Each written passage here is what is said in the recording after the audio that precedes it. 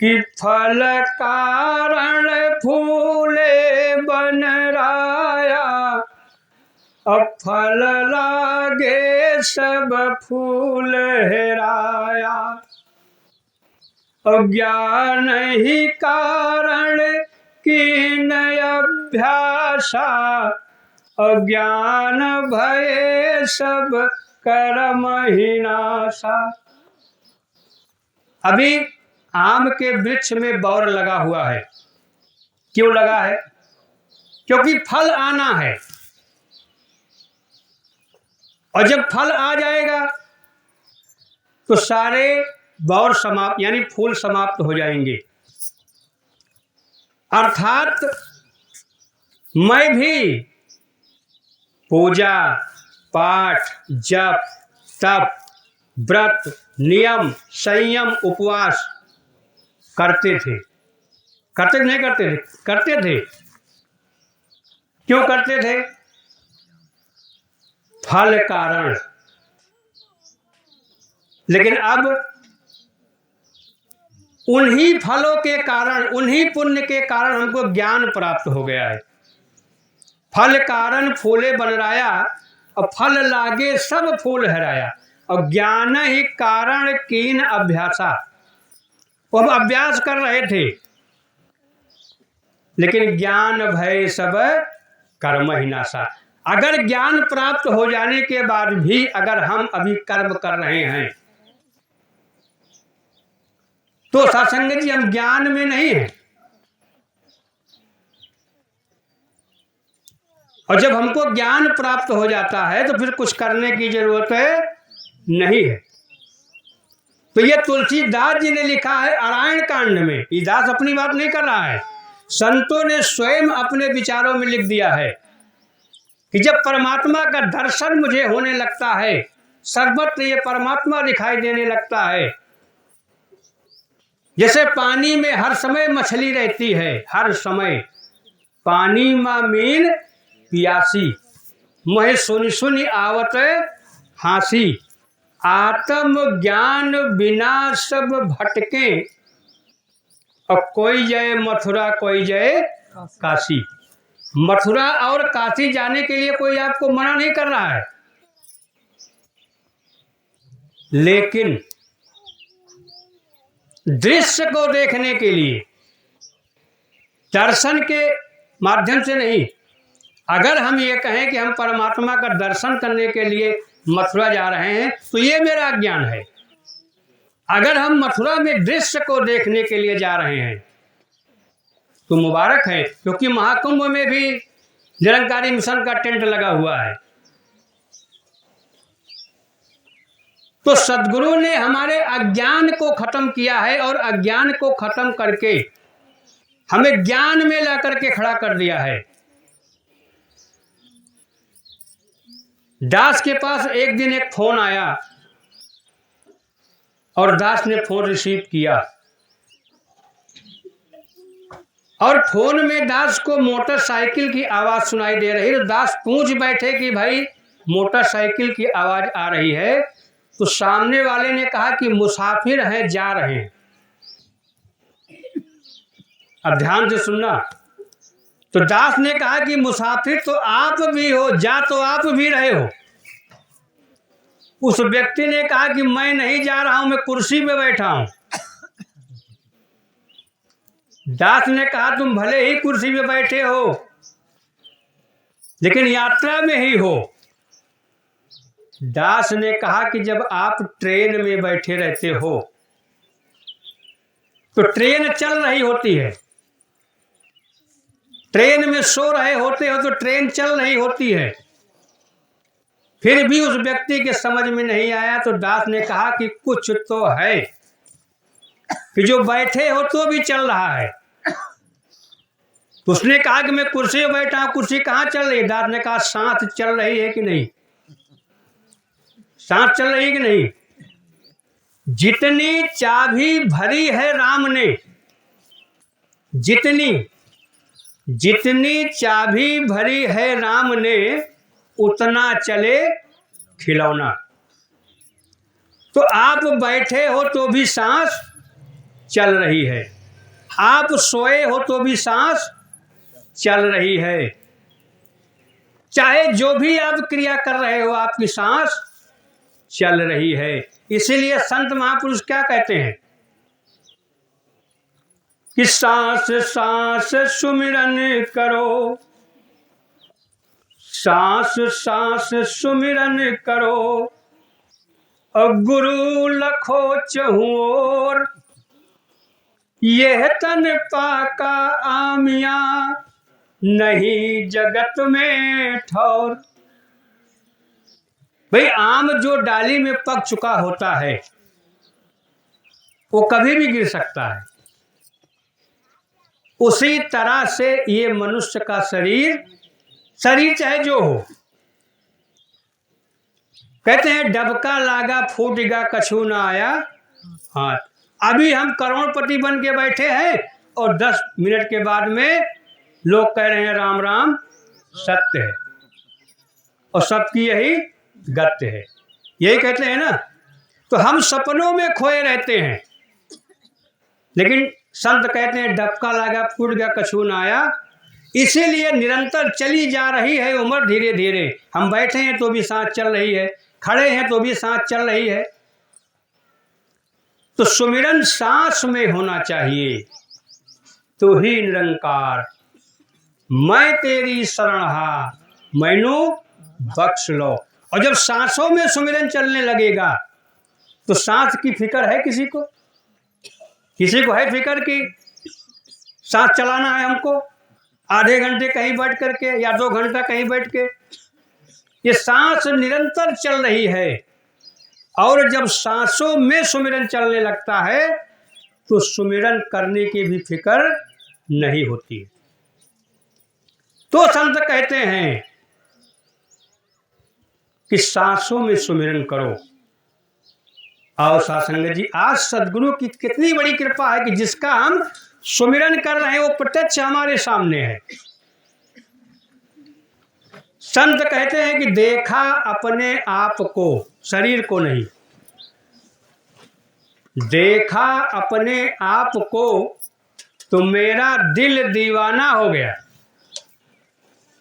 और मत छेड़ो मुझे यारों, मैं खुद का दीवाना हो गया। किसका? जब मैं शीशे के सामने खड़ा होता था तो शरीर को ही मैं मानता था, शरीर को ही मैं मानता था कि मैं शरीर हूं, थोड़ा सा सांवला हूं, थोड़ा सा गोरा हूं, थोड़ा सा काला हूं। लेकिन परमात्मा अर्थात सदगुरु ने जब मेरे स्वरूप को दिखाया तो कहते हैं कि बड़ी भाग मनुष्य तन पावा। कब हम प्रसन्न हुए कि बड़ी भाग मनुष्य तन पावा, और सुर दुर्लभ सब ग्रंथ ही गावा, साधन धाम मोक्ष कई द्वारा, अब पाइन जे परलोक समारा। जिसकी समझ में ये बात आई, जिसने समझा कि ये हमारा साधन है, जैसे मोटरसाइकिल क्या है? साधन है। बस क्या है? साधन है। हम बस में बैठ करके दिल्ली पहुंच जाते हैं। उसी तरह से ये मनुष्य का शरीर साधन है और हम इसमें विराजमान हैं। मोक्ष के द्वारा, मोक्ष का मतलब मोधन छा। सत्संग जब हमको मिलती है तो मोह का क्षय होता है। ये मेरा ही है, मकान मेरा ही है, जमीन मेरी ही है, परिवार मेरा ही है। लेकिन जब सत्संग मिलती है तो सत्संग कहती है क्यों करता है मेरा मेरा, कुछ भी नहीं है तेरा। क्योंकि ये जगत जो है एक कारखाना है, कंपनी है। क्या है? कंपनी है, और हम इसमें है कर्मचारी। जैसे हम दिल्ली, बंबई, कलकत्ता कहीं भी कंपनी में काम करने के लिए जाते हैं तो उस कंपनी में हम स्वयं को सिर्फ कर्मचारी ही मानते हैं और कुछ मानते हैं? सिर्फ कर्मचारी मानते हैं, उस कंपनी को भी अपना नहीं मानते हैं। और उस कंपनी में एक मालिक होता है जो हम सभी के ऊपर नजर रखता है। उस कंपनी में हम चोरी भी नहीं करते हैं, किसी से झगड़ा भी नहीं करते हैं, क्योंकि गेट पे चौकीदार खड़ा होता है, कुछ लाने भी नहीं देता है। उसी तरह से एक कंपनी है, ऊपर देखो नील गगन पे सूरज चांद सितारे हैं, और नीचे धरती जल और अग्नि, इन तीनों का जुड़ा स्वरूप, और मध्य जीव आकाश और वायु। इसको तो हमने बनाया नहीं, बनाया भाई हवाई जहाज इंसान बनाया, लेकिन धरती को तो नहीं बनाया ना, आकाश को नहीं बनाया, हवा को नहीं बनाया, पानी को नहीं बनाया। इसको किसने बनाया? जो इस फैक्ट्री का मालिक है, जो सर्वत्र है, विचारों को नजारों में बदल करके दिखा डाला, और नजारों में खुदा खुद को मिला करके दिखा डाला। बने कुछ भी यहाँ कोई, मगर जग एक ही आला। भाई सिकंदर क्या बन बैठा इस संसार में आके, मैं पूरे विश्व को जीत लूंगा, पूरे विश्व को। और जीतता हुआ चला आ रहा था। जब यूनान में पहुंचा तो अरस्तु बहुत ही शांत अवस्था में बैठे हुए थे, प्रेम की अवस्था में। और सिकंदर जब उनके सामने से क्रॉस हुआ तो अपने दिमाग में सोचा कि पूरी दुनिया मुझसे डर रही है, ये कौन है जो मुझसे नहीं डर रहा है। तुरंत लौट के आ गए, बोले तू कौन है जो मुझसे नहीं डर रहा है? अरस्तु ने कहा कि मैं तुझसे क्यों डरूं? अरे डरे वो जिसको मौत की डर है, मैं ना मरूं मरे संसारा, और हमका मिला जियावन हारा, तो मैं तुझे क्यों डरूं? अब सिकंदर एकदम चौंक गया, क्योंकि इस तरह से बात करने वाला पहला व्यक्ति मिला था सिकंदर को। तो सिकंदर ने कहा कि आप हो कौन? बोले मैं अलमस्त फकीरा हूं। बोले क्या कर रहे हो? बोले मौज में बैठा हूं। तब अरस्तु ने कहा कि तुम ये दुनिया को जीतने के लिए निकले हो, जीत कर तुम क्या करोगे? बोले मैं पूरी दुनिया को जीत कर आपकी तरह शांत से बैठूंगा। तो अरस्तु ने कहा कि तुमसे तो मैं ही अच्छा हूं कि मैं स्वयं को जीत के बैठा हूं। मौज में कौन है? जिसने स्वयं को जीत लिया, जिसके अंदर स्वयं को जीतने की कला आ गई। क्योंकि काम क्रोध मद लोभ विकारा, और यही में आए फंसा संसारा। तब सिकंदर वहीं थम गया, तुरंत अरस्तु के चरणों में गिर गया और उन्हें अपना गुरु बना लिया, और अपने सिपाहियों से कहा कि जिस दिन मैं शरीर को छोड़ूंगा, मेरे दोनों हाथ बाहर निकाल देना, क्योंकि दुनिया को मालूम पड़े कि बहुत खून खराबा किया, बहुत लूटपाट किया, बहुत धन दौलत इकट्ठा किया, लेकिन सिकंदर कुछ भी लेके नहीं जा रहा है। हौसले बुलंद थे, सिकंदर भी औलिया आली था, लेकिन जब इस संसार से गया तो उसका भी हाथ खाली था। तो इस परमात्मा ने अपने मन में विचार किया कि मुझे संसार बनाना है। जैसे पहले हम क्या बनाते हैं? पहले मन बनाते हैं, घर नहीं बनाते हैं। पहले क्या बनाते हैं? मन बनाते हैं। तो इस निराकार परमात्मा ने पहले मन बनाया कि मुझे इस जगत की रचना कैसे करनी है। विचारों को नजारों में बदल करके दिखा डाला, और नजारों में खुदा खुद को मिला करके दिखा डाला। बने कुछ भी यहाँ कोई, मगर जग एक ही आला।